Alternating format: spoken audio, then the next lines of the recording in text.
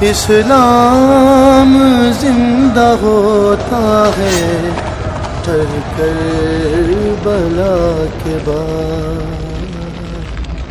اس امت کا بدبخت ترین انسان جس نے میرے نبی کے نواسے کی وہ گردن کاٹی جس پر میرے نبی کے بوسے تھے،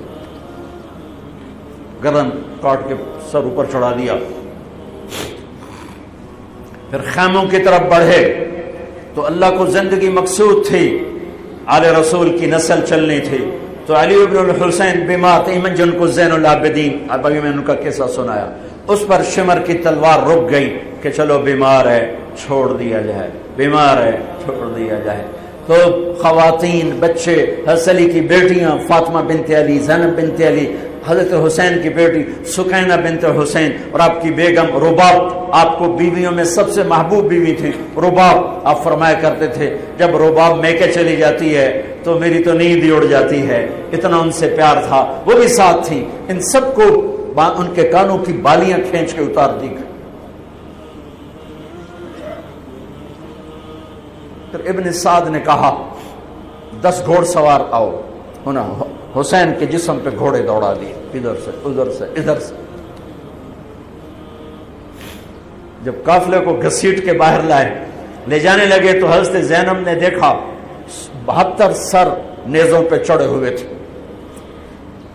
سب سے معصوم سر عبداللہ بن حسین وہ بھی نیزے پہ چڑھا ہوا تھا۔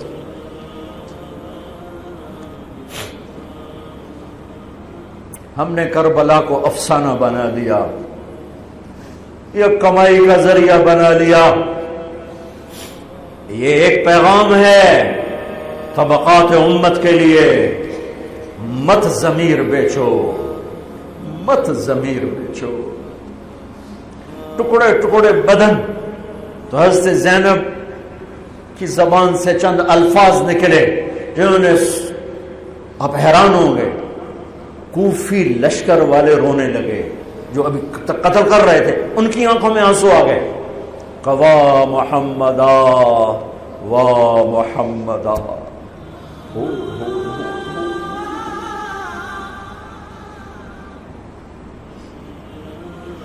اے محمد مصطفیٰ، اے محمد مصطفیٰ، هذا حسین بالعراء مزمل الدماء مقطع الاعضاء، وا محمدا وا محمدا، اے محمد مصطفیٰ، اے محمد مصطفیٰ، بناتک السبایا ذریتک مقتلہ تصفی علیہ الریاح۔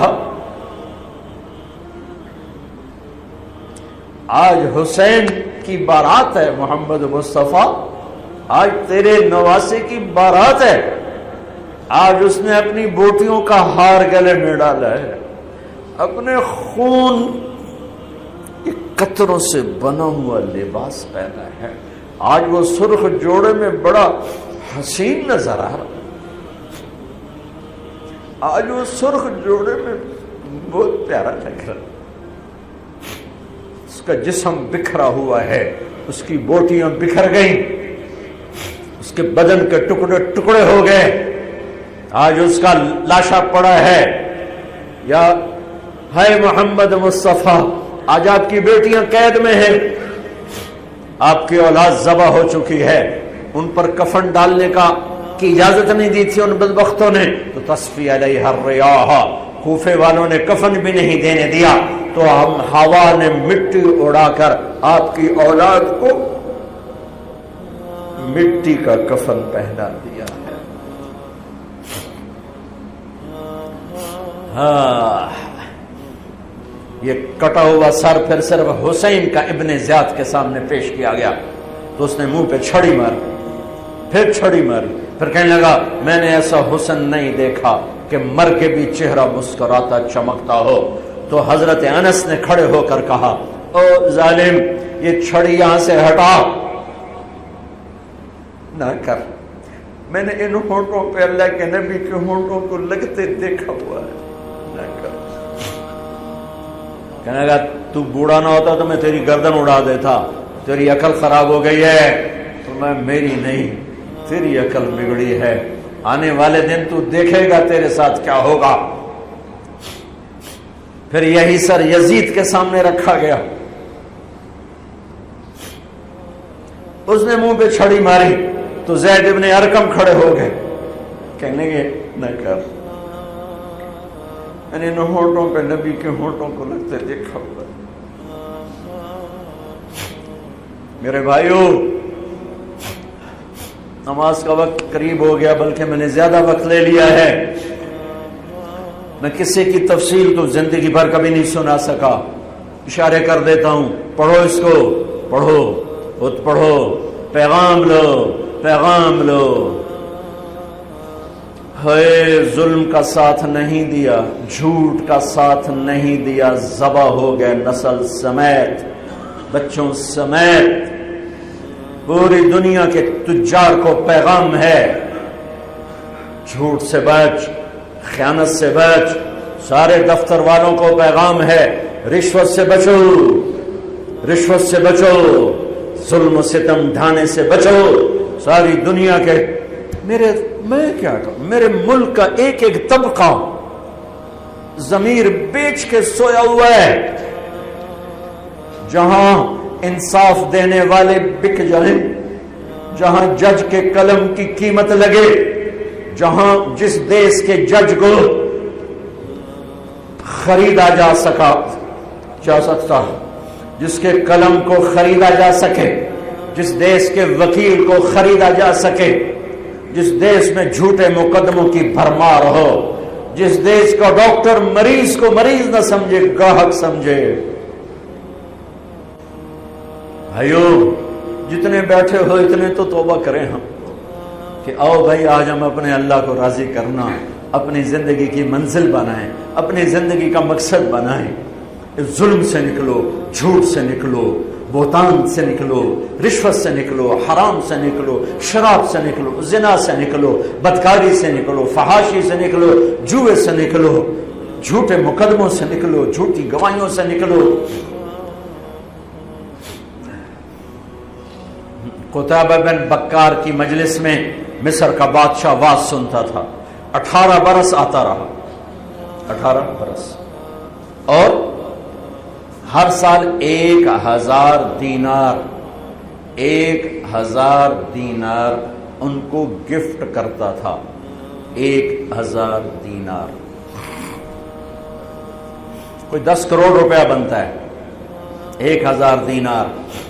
18 سال کے بعد ایک فتوے پہ دستخط مانگے کہ یہاں سائن کر دیں، فتویٰ غلط تھا۔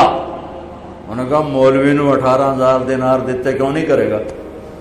انہوں نے فرمایا یہ تو شرعن خلاف ہے، میں کیسے دستخط کروں؟ وہ کہنے لگا کرنے پڑیں گے۔ میرا ضمیر نہیں تم ایسے خرید سکتے، میں نہیں کروں گا۔ کہنے لگا میرے 18,000 دینار واپس کر۔ 18,000 دینار اربوں روپیہ بن چکا ہے۔ انہوں نے کہا مولوی بھوکھا ساڈا کھاوے تے ساڈے اگوں سر چاوے۔ کہنے گے ٹھیک ہے، گھر گئے، 18 تھیلیاں 1000 دینار کی، ان کے رسی بھی گرا بھی نہیں کھولی تھی، گرا پہ سرکاری مہر ہوتی ہے، وہ مہر بھی نہیں ٹوٹی ہوئی تھی، جیسی تھی ویسی لا کر اس کے سامنے رکھ کے کہا تو میرے ایمان دا مول اتنا ہی لایا اے 18,000، نکل جا میری مجلس سے جو کم وقت، تو نے مجھے 18,000 میں خریدنا چاہا، تو نے میرے ایمان کی قیمت یہ لگائی تھی۔ جیسے وہ پڑا تھا اس کے منہ پہ مار دیا۔ بھائیو، ایسا اللہ سے ایمان مانگو، ضمیر مانگو جو اللہ پہ تو قربان ہو، لیکن ان سکوں پر نہ بک جائے، ان ٹھیکروں پر نہ بک جائے۔ نیت کرتے ہو سارے؟ توبہ کرتے ہو میرے ساتھ؟ کہو یا اللہ میری توبہ، پھر کہو یا اللہ میری توبہ، پھر کہو یا اللہ میری توبہ۔ پکی ہے تو اللہ کے ہاں قبول ہے، چونکہ میرے رب کو توبہ جیسے پسند ہے۔ سبحان اللہ۔ اور میری تمہاری تو عمر ہی کوئی نہیں ہے۔ میرا رب کہتا ہے میرا بندہ اتنے گناہ کر کہ زمین سے اٹھا کر آسمان کی چھت کو لگا دے، یہاں سے اٹھا کر آسمان کی چھت کو لگا دے، پھر صرف ایک دفعہ کہنا یا اللہ معاف کر دو، میں ساری معاف کر دوں۔